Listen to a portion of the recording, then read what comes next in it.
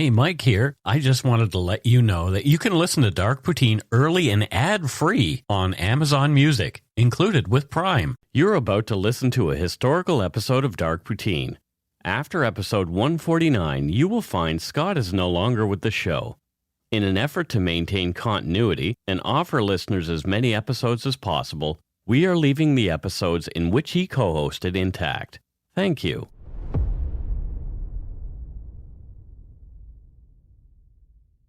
Welcome to Dark Poutine. I'm Mike Brown, creator and host. With me, as usual, is my good friend and co-host, Scott Hemingway.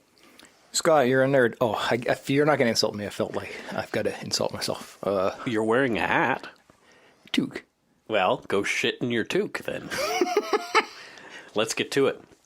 Dark Poutine is not for the faint of heart or squeamish, as our content contains mature themes, harsh language, and graphic descriptions of violent crimes. Listener discretion is strongly advised. We're not experts on any of the topics we present, nor are we professional journalists. We're just two regular Canadians who are interested in the dark side of Canada and Canadian history. Put on your toque, not the one that Scott has on his head. It has poop in it. Grab yourself a double-double and an Nanaimo bar. It's time to scarf down some Dark Poutine.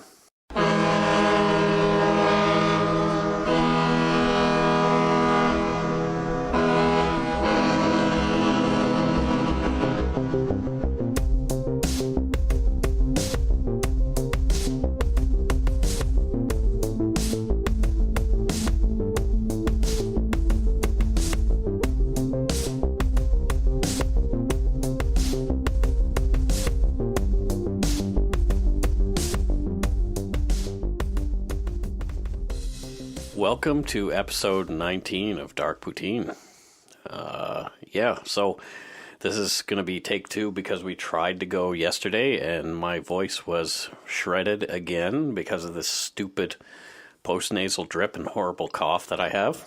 Mike's got Ebola. Apparently. Yeah, you got Ebola. I don't think those are symptoms of Ebola, but... I've read a book on it. How long ago did you read that book? Semantics, Mike. No. A year ago, 25 years ago, what's the diff? Okay. Anyway, in episode... Ebola. In episode 18, we covered the early life and crimes of Allan Legere, including his first murder, that of Chatham's shopkeeper, John Glendenning.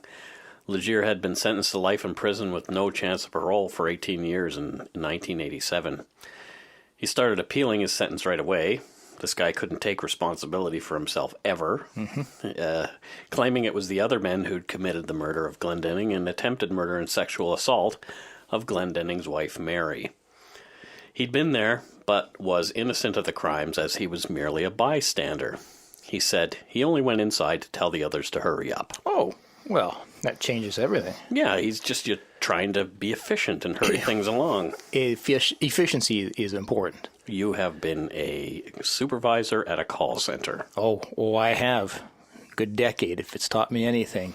Yeah. Numbers. It's all about the numbers. In the meantime, Legere began to plot his escape. Sitting in jail wasn't his thing, I guess. Yeah. Legere thought the system was crooked, and he was being conspired against. Forget the fact that he'd murdered an elderly man, then raped and beaten his wife almost to death. Nope, those are inconsequential. Well, reality and Allan Legere are not good friends. No, clearly. Legere drove pins into his ears, trying to cause an infection. It reminds me of that. Who was that guy who would, in like the 40s, who would stick needles in his rectum? Albert Fish. Yeah, Anyway, so it worked. Legere got an ear infection, and so he had to be taken from the Atlantic Institution, the Corrections Canada Maximum Security Prison in New Brunswick, to a specialist office in Moncton. So it was about like an hour and a half away. Okay. He didn't try to escape on his first or second visits in October and November of 1988. It was too friggin' cold out. Classic Canada. Classic Canada. I've seen it snow on Halloween. Really? Yep. Yeah, not here in BC, but... No. Back in Nova Scotia, it was a bit of a drag when that happened. He did his homework when he was out in the doctor's office, casing the joint, and he got the lay of the land, and this would be the perfect place to escape from. Now, how is he going to go about that? get a plan. Well, first he let his beard and his hair grow long and shaggy. Easy to shave off, right? Correct. If they're looking for a hairy, beardy guy, Yep. you just shave that off. Legere was seen as easygoing with the staff inside, all part of the plan. While everybody else was busy being an asshole, he played sweetie pie to fly under the radar. Yeah, all part of that manipulation that killers are known for. Yeah, in his mind, the guards were suckers, and he played them like a fiddle. No one saw Allan Legere as an escape risk, so he was pretty successful. On May 3rd, 1989, that was the day when all that would change. Legere had another specialist appointment in Moncton. That morning at around 7:40, prison guards Bob Hazlitt and Robert Winters came to get Legere ready for his doctor's visit. Legere was busy in the bathroom and would buzz his call button when he was ready. So, I'm busy doing my thing. Bathroom, we got a bathroom. Yep. After he was done, the guards collected him and they began walking away. And Legere said he needed to return to his cell for a crossword puzzle book and a change out of his slippers into his shoes. Innocent enough. Sure. What was he doing there, though? Getting a crossword puzzle and slippers. There you go. Excellent. So they let him return on his own, and he was back in a couple of minutes. They did the requisite strip search, even doing a visual inspection of Legere's rectum, but not using the handheld metal detector that was nearby. Okay. Well, if they had, they would have found the collapsed TV antenna that he'd shoved up his butt only minutes earlier. Oh, okay, yeah. So I don't know if he was trying to get, the hockey game or something. Better reception, clearly. It was about reception. If you've got an antenna up your ass, I'm sure that...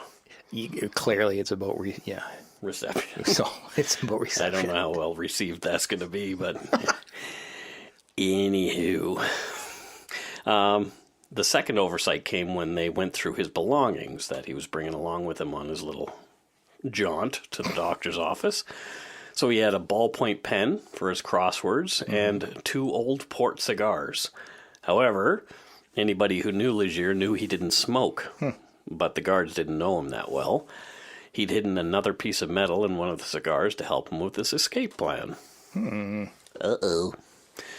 After searching Legere and turning up nothing, the guards locked him into leg irons and handcuffs and chained it all together by one of those body belts. Okay. So, the ones that keep everybody together. Yep. He looked like Harry Houdini before a trick. He did have some tricks up his sleeve. Well, not his sleeve, but you know what? He had some. Yeah. Bob Hazlitt and Robert Winters, Allan Legere, all piled into the prison van for the 90-minute drive. A third corrections officer, Doug Sweezy. I don't know why I liked this name when I wrote it. Immediately I thought, that's a dope name. Yeah. What's your name? My name's Doug Sweezy. Yeah. It's like... Anything. Oh, imagine Scott Sweezy. The double S's. Scott Sweezy. Well, you could just take the S off and make me Mike Wheezy because I'm asthmatic. Oh. Yeah, bump on. Grown. So anyway, Bob Sweezy was at the wheel of the van. On arrival at the hospital, Legere and Winters and Hazlitt got out of the van, and Sweezy stayed in the van to keep it running and warm or whatever. To keep it Sweezy. Keeping it Sweezy. No one would notice until later that one of Legere's cigars lay on the floor of the van, broken open. Legere immediately complained upon entering the building that he needed to go to the bathroom. Didn't he just go? Yeah. I guess, the reception wasn't what he needed it to be, and he had to adjust things. So Winters took Legere to a staff washroom, and Hazlitt went off to do some paperwork. And with no stalls, it was just one of those one-holer washrooms with just a single door that opens on into the hallway. Oh, yeah, okay. So Legere just went in by himself because the guard's like, well, there's no windows in here, so he's not going to escape out a window. Yeah. So, of course, you're just going to let the guy go in there and do his business. So Legere went in by himself. A minute later, the door opened a crack, and Legere asked Winters if he could grab him some toilet paper. Another fair request. Yep. So here's the reception right over here. So Winters walks over to the reception, and as soon as he did, the door of the washroom opened, and out came Legere without chains, leg irons, or body belt. Wow. Yeah, right? And he just split. He sprinted out of the building and warning Winters not to follow him. Later, his leg irons and monocles and body belt were found in the bathroom sink. He really had done a Houdini. Yeah, no kidding. Yep. Wow. Sweezy, still in the van, saw Legere run out the door, and so he gave chase. He almost had Legere at one point when the criminal turned and took a swipe at Sweezy with a metal object. He thought it was a knife, but it would later prove to be the TV antenna. The smelly TV antenna. Oh, I would have treated it like a knife. Yeah, that's a knife. Yeah. That's clearly like a piece of corn on there. Some brain was waving at me, some brown stick, so I just... It ran off. I stepped back. Fair enough. You never know what you're going to catch. Right this way, sir. So Legere sprinted for the hospital parking lot where there were cars waiting to leave, the arm that, you got to pay and... Oh, yes. So they're waiting parkade, to pay. Yeah, exactly, that kind of thing. And the next car waiting to pay was driven by a woman named Peggy Olive. And Legere opened her driver's side door, got into the car, and shoved her roughly over, taking the wheel himself. He warned her to be cool and told her he'd drop her off later. And he also told her he had nothing to lose, so don't mess around. Mm-hmm. Yeah. Jeez, a fear. That would have been terrifying. Right? Legere dropped Olive off a few blocks away, and she ran to call police as he sped off in her car. And her car was found later. No Legere. Oh, well. So he got away. Wow. The authorities were mortified. A convicted murderer was roaming free. Cops combed Moncton all day and saw neither hide nor hair of Allan Legere. They thought they had him at one point the next day. Dogs picked up a scent, and they chased who they thought was him through the woods, but again, he eluded capture. Legere was in the wind. News outlooks all over Atlantic Canada began squawking about Allan Legere and his escape, because his murder, the first murder, made big news, because... Miramichi is a nice little place, and murders don't happen there. Well, even if it had made the news, you've got a convicted murderer on the loose. That unto itself will create some panic. Yeah. So, on May 7th, 4 days after Legere's escape, just across the causeway in Nova Scotia at the Truro Raceway, a man was badly beaten and tied up by someone matching Legere's description. His car was stolen, as was his wallet. And the man's empty wallet was later found, and his stolen car was also found. Where? Near the Miramichi River. Oh. I wonder who took his car back to New Brunswick. Bruce Banner. Okay, don't make him mad, I guess. No. On May 10th, someone was seen peeping into a window of a home in Chatham. The owner of the house noticed wiry black hair. She knew it was Legere. Later, some jewelry was found missing. So Chatham's not a big place, and he had a name in Chatham, and everybody knew who this guy was. So they kept seeing him everywhere. But every time they would call the cops, he would vanish. On May 16th, a man matching Legere's description was seen in a field in the same town in Chatham, but disappeared before the landowner could investigate. There were 2 more sightings in Chatham before the end of May. On May 28th, Allan Legere would kill again. Eesh. Annie Flam was a kind 75-year-old corner store owner, and she lived there with her sister-in-law, Nina. What's is it in a, well, maybe we'll find out, but I'm curious about, it's 2 store owners he's gone after. Right. If you ever needed something, you went to Annie's. Her store had been there for 50 years. Oh, wow. So her sister-in-law, Nina, she went to bed around 10:30 that night, and Annie was up watching TV. Mm-hmm. At around 11:15, a man wearing blue jeans and white running shoes was seen in the alleyway near Annie's. No one thought any more of it till later on, obviously. Harry Preston of Newcastle drove by Annie's at 3:50 a.m. He saw smoke. He pulled over and got out of his car and ran up and began pounding on the door because Annie's was on fire. Oh. So he was trying to rouse the Flams, who he presumed to be sleeping. You know, people sometimes will sleep through a fire if the alarm doesn't wake them up. Yep. So a cop car with 2 police officers just happened to be passing at that time and called the fire department. One of the cops went around to the back door, went through the storefront to find Nina, partially clothed and nearly unconscious. She told police she'd been raped. A man in a mask, calling himself Gerald, had startled Nina out of a dead sleep. He wanted $3,000 and claimed he wouldn't hurt her if he got what he wanted. He lied, though. He ended up beating Nina and asking about a safe that didn't exist. When she couldn't tell him what he wanted to know, Legere raped Nina. When she wasn't compliant during the rape, he mercilessly beat the 62-year-old woman.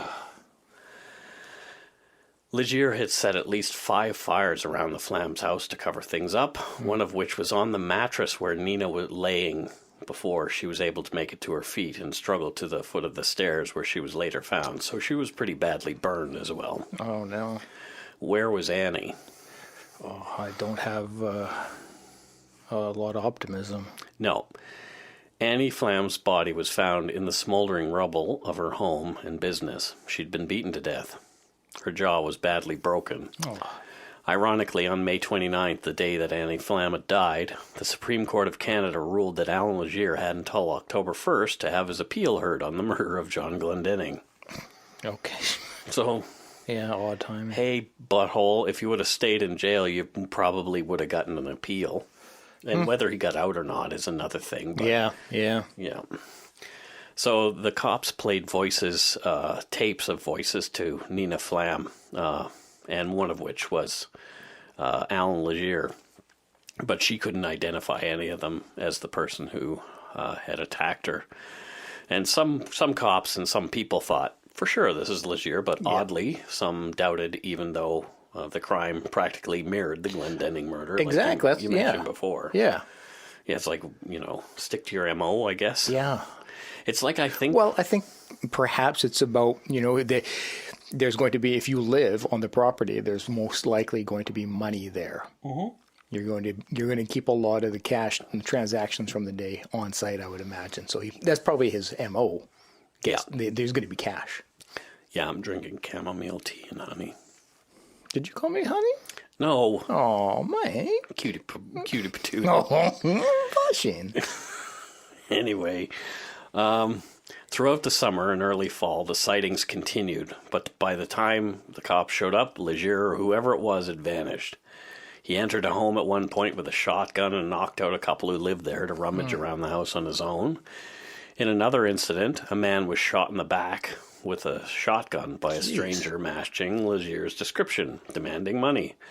The man survived, but barely. Holy cow, it's not often you survive a shotgun blast. Yeah, well, he could have been using birdshot. Is that... yeah, birdshot is tiny. Like, they're tiny little pellets. But if you're close enough, that's going, isn't that still going to rip a person apart? But who knows? I don't know any of the real particulars there. I want details, Mike. I want photographs. You know that thing I told you to do in your hat? Yeah. Yeah. Do it now. Do it now, Scott. No. Oh, God. The stench. Investigators also started to consider this newfangled investigative technique known as DNA fingerprinting. They'd read a lot about it. There'd been cases in the UK and in the US, but there had never been any successful prosecutions in Canada by way of DNA. People had gotten off. They had been exonerated with DNA evidence, but nobody had ever been convicted at that point. Interesting. Yeah. So, in October, Legere was still on the run. The Supreme Court tossed out his appeal on October 12th. Because if you're not there to show up to do it... when you're supposed to be in prison. Exactly. Exactly. Part of the deal was he had to turn himself in to get his appeal as well. But it was a little late for that. Yeah. The next day, October 13th, 1989, Legere would kill again. Wow. Sisters Donna and Linda Daphne were Legere's next victims. Linda Daphne was arriving home around 10:15 from a coffee date with a friend at a local Tim Hortons. Legere, who was already outside the darkened home, saw her coming and pounced, smashing her in the face with his fist. Legere beat Linda horribly in her gravel driveway, ripping her earrings out and breaking her upper and lower jaw, leaving blood everywhere. Oh, my God. Linda lay knocked out on the gravel. Donna heard the commotion outside and ran to the window just as Legere smashed through the back door. Donna put up a mighty struggle, but she was overwhelmed by the attacker, who beat her so badly he broke bones and ruptured a blood vessel in her brain. Oh, my God. Yeah, just a horrific person. Like part of his MO is violence. And with his bare hands. Because it's not like he's come in and like, freeze, get inside. I'm good. Like his step one is brutalize. Brutalize, Yeah. absolutely. Legere dragged Donna upstairs to her bed, where he threw her on the bed, slashed a hole in her throat, and began torturing her with his knife, slashing and gouging at her. Legere brutally raped Donna, leaving his semen on her body. Donna vomited, as she was unconscious, and aspirated the fluid, choking to death on her own stomach contents. God. Legere left Donna and gathered up Linda, who was still in the driveway, laying outside unconscious, and he brought her upstairs to Linda's bedroom, where he dumped her on the floor, now naked, as he'd undressed her as he went. Oh. He ransacked the house, looking for things he could use. Rolls of quarters were one thing he found. He even felt safe enough to turn lights on in the house as he roamed about. A local teenager saw the lights on around 3:15, but, she thought that's kind of weird, but just walked on because you're not going to assume anything. Yeah, and when you see lights on in a house late at night, your original assumption isn't, oh, something's going on. Yeah, or maybe somebody's up and they're not feeling well or something like that. Absolutely. Yeah, something's up, but nothing that you'd have to worry about. So, again, Legere raped the unconscious Linda, leaving more semen behind, as well as a brutal bite mark on one of her breasts. So he was another one of those guys. Yeah. Just sadist. Yeah, exactly. Completely sadistic. Legere set fire to some clothes in Donna's closet. As he was leaving, he tucked Donna's dead body into her bed, perhaps to cover his crime, make it look like she died sleeping. There's still like gashes in her neck. Right. So, I mean, like that's a blanket's not. But if the house burns down completely, maybe all that evidence is covered up. But they don't typically. But I don't know that. Does Legere know that? He doesn't seem like the sharpest tool in the shed. No, clearly. Yeah. So someone noticed a disheveled-looking man between 5:10 and 5:45 near the intersection by the Daphne home, jumping up and down, trying to keep warm, and he was looking at something, but this person just drove by. I guess the house wasn't burning down to the quality that he would like, so Legere went back inside. Oh. Although Donna was dead, Linda was still alive. He set another fire, and this one caught quickly, and the house began to really burn. Legere left as the blaze began to engulf the home, and Linda died of smoke inhalation. The Daphne sisters' half-naked bodies were recovered by firemen and taken to the morgue where evidence could be gathered from their corpses. This was clearly foul play and not an accidental fire. Mm-hmm. The funeral director had known the sisters for years, but could not tell them apart because they were so badly beaten. Oh. At 9:30 a.m., the funeral director identified them by their size. Donna Daphne was heavier, and Linda, who was younger, wasn't as heavy. Were they older ladies as well? In their 50s, I believe. Okay. Yep. October 18th, 1989, Crime Stoppers offered a $10,000 reward for Legere's capture. RCMP told the press that yes, Legere was a suspect, but there were others. I don't know who those would have been. Even though the cops wanted to keep the events out of the media, it was impossible to contain, obviously, because now 3 other people have died, and another one is very badly beaten up and burnt. Yeah. So people were terrified. The story went national, and residents of Atlantic Canada who'd never locked the doors before began double locking them, and people even began keeping weapons nearby in their bedrooms and those kind of things in case the monster came calling. Police warned the public about taking the law into their own hands, but police, nobody's going to listen to those guys. If somebody walks into your house and it looks like Allan Legere, they're probably going to get popped in the head. Oh, absolutely. Yeah. Yeah. Halloween was canceled that year. Also Halloween. Halloween. Oh, no, it's not. It was Halloween. Oh, was it? Okay. Good. Yes. Good. It was canceled that year in some towns because people were too afraid to let their kids outside for fear that Legere was about. Yeah, I could understand that fear. Yep. I remember that. Actually very well. Oh, do you? Yeah. Oh. Yeah, well, I lived in Atlantic Canada at the time. I was 20. Yeah. Yeah. 89, yeah. Yep. Into November, more sightings, more break-ins and thefts in the Chatham area. Legere was still eluding police. Like, it's crazy that he's still staying local. Right? Like, you would think, like, okay, I should probably... Where was he hiding? In, like, maybe a cottage nearby? Because there's lots of summer places and things like that. He could have just holed up somewhere very easily. But again, still, like, you're going to think, like, people recognize me around here. It's best to go to somewhere else. But some people think that, and Allan Legere sort of has alluded to it over the years, he wanted the people of Chatham to be terrified. Yeah, okay. Yeah, part of his... he got off on it. Yeah. Like, these people had screwed him over, so he's going to do the same to them. Yeah, that makes sense. Yep. On November 16th, 1989, the RCMP announced that they would be holding a news conference the next day. People were reporting that DNA evidence was conclusively connecting the crimes involving Flam and the Daphne sisters. And from DNA that they had gathered prior from said individual, connected him to the crime as well. But that was only speculation at that point. Many thought the cops were finally going to name Legere the main suspect in the 3 slayings, making him technically a serial killer. Yep. Yeah. There would be one more murder. Yeah. Father James Smith grew up locally and came home to Chatham as a priest in the 60s. He was kind and well respected in the community, always there for his parishioners, lending a hand to those less fortunate. So what a priest should be. Yes, exactly. Yeah. They aren't all awful people. No, absolutely not. Yeah. So Father Smith, in his rectory, heard a racket outside, and it sounded like something hit the side of the house.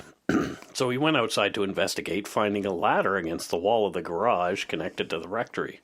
So what the heck? He didn't see anyone around, but heard a noise near the patio and went to look into it. And the back door had been ripped open and kicked in. So he went inside, obviously. As soon as he got inside, Legere rushed at Father Smith, demanding money from his safe. Again, how did he know that Father Smith had a safe? He must have, like, been casing these places.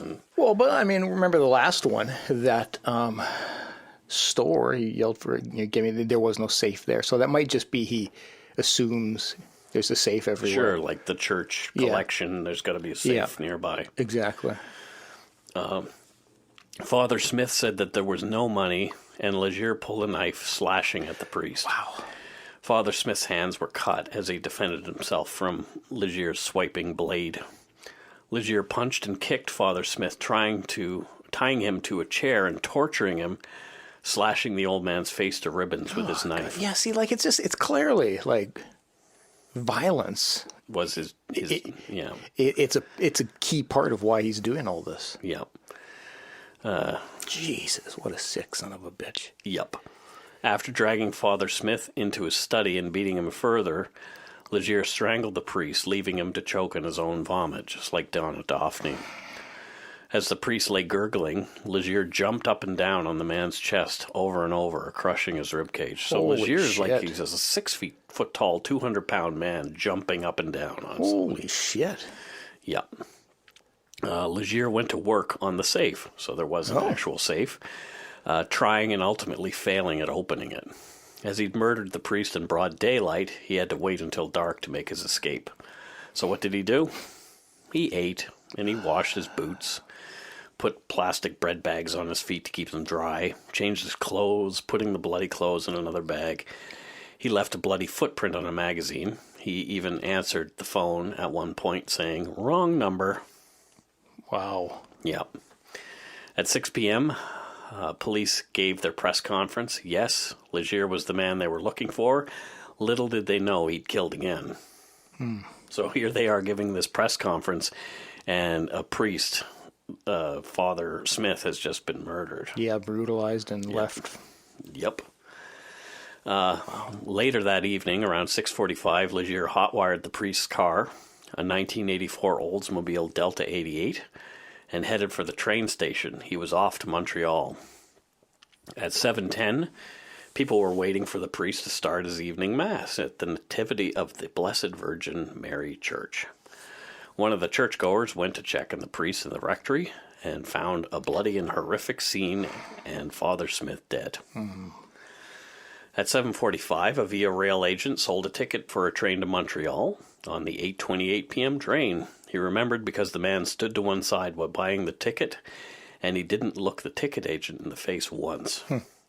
Gee, nothing suspicious about that. No, not at all. On November 17th, 1989, at 2:25 a.m., in Rivière-du-Loup, Quebec, plainclothes officers boarded the train looking for a man with dark hair, maybe a beard or a mustache. At 4:45 a.m., about 18 officers checked the darkened train looking for someone with tattoos of an eagle head and a star on his right forearm and an eagle on his right bicep. So they checked through this 9-car train, so there's lots of people on it.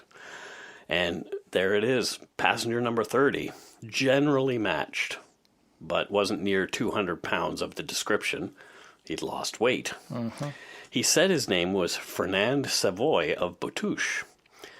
He was asked to roll up his right sleeve. There was no tattoo. The train was allowed to leave. The description given to police had an error. The tattoo was on his left forearm. No. Fernand Savoy was Allan Legere, and he'd just gotten away again. My God. Isn't that crazy? Yeah. Like no cell phone where you can look and say, "Oh, no. Wait, that's him." Yeah. The train crew found a pair of work boots and a winter parka hidden behind the plywood that morning. The coat smelled of wood smoke, and there was a rusted nail protruding from the heel of the boot. The boot would later match the bloody footprint found on the magazine in the rectory where Father Smith was murdered. Later that morning, Allan Legere, calling himself Fernand Savoy, checked into the Queen Elizabeth Hotel near the Montreal train station, paying $130 a night. Nice hotel. Yeah.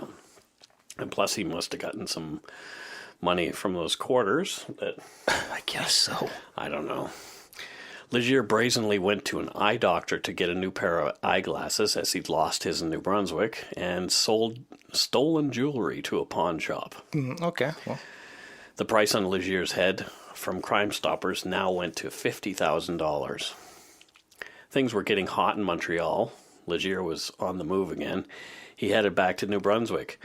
He knew the lay of the land there better, and he had been successful hiding out there so far. And plus, I guess he was so pissed off at his people in Montreal or in New Brunswick, he had to go back. Yeah. Just couldn't stay away. No. Legere arrived in St. John. He spent November 23rd, 1989, drinking in a bar called Piper's Pub. And there he wrote a 20-page letter that was essentially his life story as he saw it. Yeah, I'm sure it's going to be weighted heavily in his favor. Of course it is. Of course. He had a plastic bag with him. The bartender asked him what was in it, and he told her it was a gun. Okay. The bartender laughed it off, but it was true. There was a sawed-off .308 rifle in there. Okay. When Legere left the pub, the letter was still on the table. In the letter, Legere explained how nothing was his fault. Of course, poor guy. He'd escaped because he was an innocent man. You know? Of course. Yeah. The other two he'd been with at Glendenning's were the murderers. He was 100% a bystander. He was angry at police. They'd paid people to lie about him. They'd done nothing about his son being molested in 1973. He'd quoted sections of the criminal code, Canadian criminal code, that had been applied to him improperly, quote. He ranted about CBC and Premier Frank McKenna calling the government mafia or worse. Legere hailed a taxi and said he wanted to travel the 152 kilometers to Moncton. Wow. When the cab driver called his dispatcher, he was told the fare would be $100. And when he turned back to the man in his cab, he was holding a sawed-off .308 rifle and said, "Tell them you have the fare. I'm the one they're looking for. I'm Allan Legere."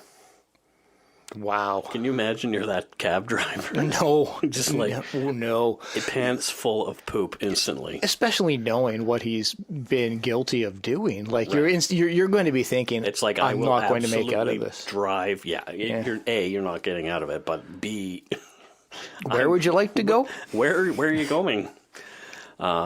Legere forced the cabbie to drive faster than he was comfortable in the ice and snow. And just outside of Moncton, the cab spun out. Legere grabbed the wheel, and the cab came to rest in a snowbank. Legere and his weapon flagged down a passing car. The driver of the vehicle was Constable Michelle Mercer, an off-duty RCMP officer. Well, yes or no. Legere forced the cabbie into the car and told Mercer to drive, not knowing who she was.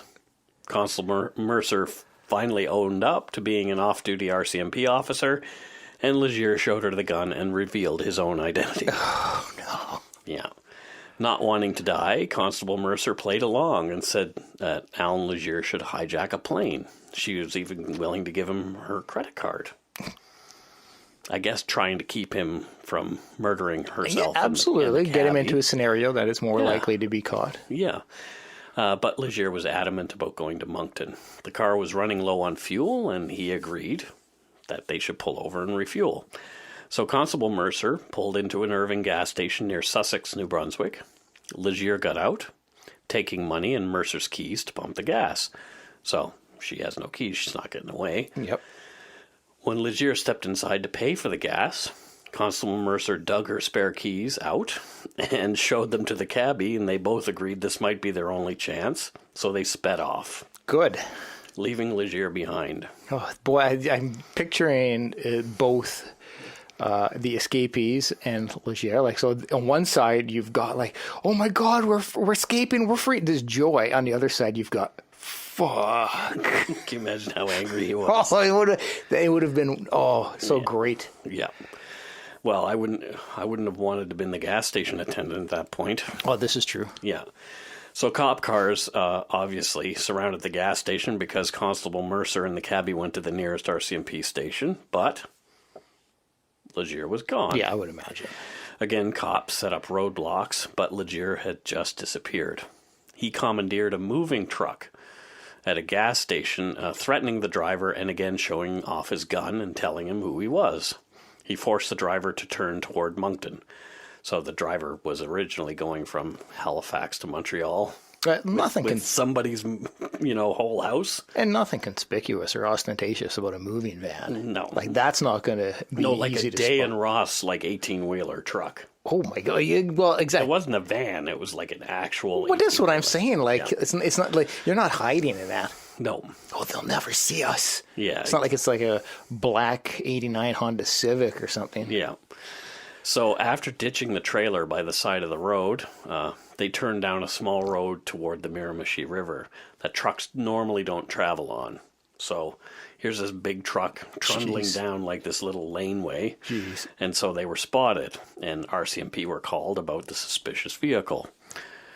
The RCMP came up on the truck and tried to pull it over, and Legere told the trucker to keep driving. They drove for 30 minutes. RCMP towed close behind. The trucker just told Legere he couldn't go any further, and Legere allowed him to pull over to the side of the road. The trucker jumped out of the truck, yelling, "It's him, it's him." He shouted, "He has a gun." The RCMP, guns drawn, one of them had an M16, approached the truck shouting, "I want to see your hands." Legere's hands went up, and the gun was thrown out the window. "I'm all right. I'm okay. You've got me." Yeah, because they cared that you were all right.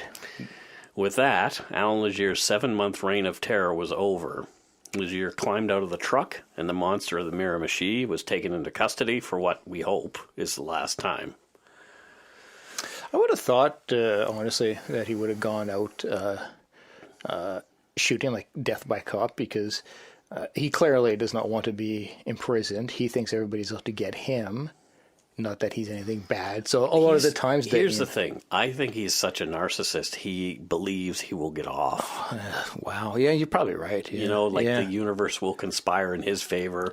Yeah. And it's like, yeah I'm just going to get away scot-free. Yeah. Because... Yeah, that's true. Yeah. Yep. And trust me, Scots aren't free. No. On August 14th, 1990... after a day-long trial for escaping custody and kidnapping of Peggy Olive, the lady in the hospital parking lot, the jury found Legere guilty after only 6 hours of deliberation. He was sentenced to 9 years to be served concurrently with his Glendenning life sentence. So I guess they charged him with that first to get him back in jail for sure. Yes. Because if he did eventually get off with the Glendenning stuff, he would just vanish again. That's true. Yeah. Yep. On November 20th, 1990, Legere was charged with 4 counts of first-degree murder against Annie Flam, Linda and Donna Daphne, and the priest, Father Smith. Legere pleaded not guilty, of course. Legere argued that the Crown had a year to learn about DNA, and Weldon Ferlot, who was his lawyer, didn't have any information. How could you expect him to defend me? So he's already setting up his appeal. Yep. You know? Yep. Wow. This guy is so transparently a scumbag. Yep. The judge decided the trial would proceed, and a trial date was set for February of 1991. But after all the legal wrangling and a 6-week voir dire, which is a preliminary hearing, the actual trial wasn't set to begin until August 26, 1991. In Canada, the wheels of justice turn slowly. Yeah. Yeah. They do. Near the beginning of the trial, Legere was screaming that he would be unable to get a fair trial because one of the jurors had even admitted to reading a book that had been printed about Legere. Okay, well then they just removed the juror, don't they? Well, apparently they didn't. But anyway. Oh, okay. On September 5th, 1991, 63-year-old Nina Flam faced her attacker once more. She told the court clearly and concisely how she'd been beaten, raped, and set on fire by a masked man in her home. Weldon Ferlot, Allan Legere's defense counsel, cross-examined Nina Flam after a short break in proceedings. It did not go well. Ferlot badgered Nina about the color of Allan Legere's pubic hair. Oh. She said it was light, and Legere has dark hair, so he was arguing it was dark, and they were even saying, let's have him pull his pants down here in court and show everybody the color of his pubic hair. So clearly the press had a field day with that juicy tidbit. Of course. The real star witness, though, was DNA fingerprinting. As I mentioned before, no one in Canada had ever been convicted of DNA evidence at that point, only acquitted. The prosecution did their best to prove that the semen, hair, and blood left at the crime scenes belonged to Legere and Legere alone. Having expert after expert testify, all while Legere was squirming, cursing, and taunting the prosecution from the prisoner's box. This trial would set the precedent for all those DNA cases yet to be tried using DNA evidence in Canada. Even though Legere's attorney tried to poke holes in the prosecution's case, in the end, the jury would convict Allan Legere on all 4 counts of first-degree murder. Hooray. Good. Yeah, exactly. In respect to your convictions, the judge said, on each I sentence you to life imprisonment without the eligibility of parole for 25 years. Sheriffs, please remove Mr. Legere from the court. And Legere said, the trial's not done yet, Your Honor. We'll have round number 2. Dick. Yeah, he's just so easy to hate. Legere was moved from the prison in Renew, New Brunswick, to a maximum security prison in Quebec. And just last year, Allan Legere made the news again when the public feared he would escape when he was being moved from Quebec to another maximum security prison in Alberta. He didn't escape. Although he continues to appeal and be a general nuisance, authorities say Legere is safely locked away and will never escape again. I wonder if he realizes that. Oh, hell no. No. Yeah. No. He's the kind of guy, like, I would like to see, like, the Mindhunter dudes have a conversation with. Yeah. You know? Yeah. Like, I'd love to see an interview about him. I don't know if he would ever be honest or talk, though. Well, John Douglas was quite successful at getting some people to speak who talk about their crimes who it was believed never would. So, you know. Yeah, fair enough. They are skilled at what they do. But that was part of the challenge of that job, was you have to pretend to be of a similar mindset of the person you're talking to in order to get them to open up, and man, the toll that takes on you after year after year. Yeah, for sure. I'm looking forward to meeting some profilers when I go to CrimeCon. Yeah, that's something I'd always love to have done. Yeah. So, thank you to Vanessa S., who pledged for us on Patreon. Woo-hoo! Thank you very much. Thanks, Vanessa. Adam doubled his pledge, who one of our very active members of the Yumber Yard, and one of my favorite Aussies at this point. He's awesome. Yeah, he's totally awesome. He's a great guy.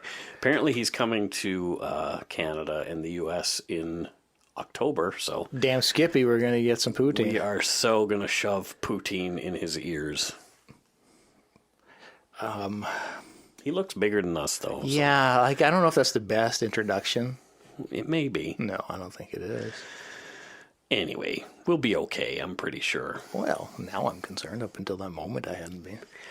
So thank you so much for our new Patreon supporters. We really appreciate every penny. And I'm just amazed that anybody's giving us anything at all. I know I say that every week, but I guess we're doing an okay job. Yeah, it's crazy to have that sink in, because it doesn't really. No. And I have one correction we have to make. So. Oh, is this about Tanya? No. No, it's not about. That's not for. It's not. Tanya. It's Tonya. Tanya. No, Scott. Oh. How do you say it? Tonya. Tunya. Like petunia? Yeah. Well, petunias are nice. That's what I'm saying. But it's Tonya. Tonya. Yes. Okay, I got Tonya. We are sorry. You corrected us. You can call me Scoot. Scoot. And I'm Matt, apparently. Scoot and Matt. Scoot. Scott is Scooters, just so you know. Yeah, it is kind of. People call me that. Thank you also to Kyla from Toronto, the Prime Minister of Dark Poutine, for the epic video. My God. Right? Oh. So she made a video, and if you want to join the Yumber Yard, you need to find Kyla's video there. Essentially, she had some extra poutine left over. Which shouldn't happen, I'm just saying. Which shouldn't happen. I'm just saying. You should shove all of the poutine into your face. If you do have some left over. Or if you're not a fat person like I am and you actually have self-control when it comes to eating, you may have some left over. And so Kyla shows us some interesting ways to deal with your leftover poutine. Well, I'd go as far as to say she's a skincare pioneer. Oh, absolutely. Absolutely. You're going to see all the celebrities. I'm not going to give away the video, but you're going to see. You're pretty much giving it away right now. Shut your face. You're going to see all the celebrities will be doing it. Yeah. And they'll be flying her out to Hollywood. Oh, for her absolutely. Tips. We are honored just to have such a mind amongst us. I think she's a wizard. Yeah, some form of wizard. That explains it. Because there is wizardry afoot. That explains it. Mm-hmm. Clear as day now. Clear as day. Yeah. So, if you are in the mood to, you can donate to us at patreon.com/darkpoutine, or you can send us some donut money via PayPal at our email address, darkpoutine. Oh my God, my voice is going. I have to have a drink of chamomile. Glug, glug, glug, glug, glug, glug, glug, glug, glug. So send us some donut money and some more money for honey and chamomile tea. Keep the voice alive. Exactly. To darkpoutine@gmail.com. And you can check out our website, www.darkpoutine.com, for show notes and other stuff. You can email us with a voice message. We will play it. Or go to darkpoutine.com/message and leave us a message there. We'll play it. Please follow us on Facebook, Twitter, Instagram. Just search Dark Poutine. Tell your friends about us. And we mentioned the Umber Yard. Come there. Come there. Come to the Umber Yard. Join the Umber Yard. Buy a shirt. Buy a shirt too. Yeah. Well, there's ways to do that. Woo-woo. You can subscribe to us on your favorite podcast directory like iTunes Podcasts, Google Play, Stitcher, TuneIn, Spotify, or at our host, Podbean. Lots of you have left 5-star reviews and comments on iTunes, and we appreciate everyone. Every little bit helps. So, we've got a promo. It's about Texas crimes, and the podcast is called All Crime, No Cattle. I love it. And so, they did a little promo for us, and I was very flattered by what they said about us, and it was very nice to hear them being so kind about our show. No. Yeah, so All Crime, No Cattle. You guys are friends of the show for sure. We love it. And they talk about crimes specific to Texas. And one that I really liked, I've listened to a bunch of their shows, and one that I really liked is their show about the two-parter about Charles Whitman. Okay. Yeah, the shooter from the tower. Yeah. I've watched a lot on that. Yeah. Yeah, that. Have you seen the cartoon documentary, The Tower, on Netflix? No, I don't think I've seen that one. Yeah, well, you need to watch that. Cartoon. Yeah, it's a cartoon about that day. Interesting. Okay. It's pretty fascinating. Really well done. And I commented to them over Twitter as well, but I really like their music. It's definitely too. If you listen to their podcast, you'll see what I mean. It says Texas to me. It says Wild West. Oh. You know, I'm coming to you from Texas. Although they don't talk like this, this is what I think all people from Texas should talk like. Let's get the petition going. I think so. Yeah. So here is the promo for All Crime, No Cattle.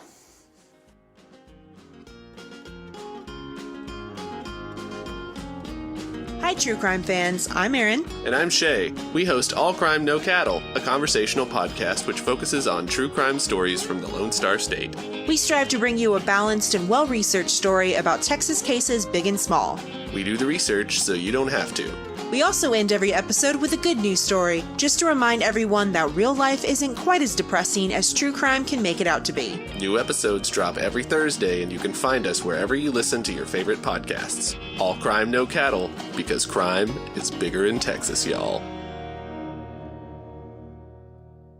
That is it for this episode of Dark Poutine. I am glad that we have Mr. Allan Legere in the books.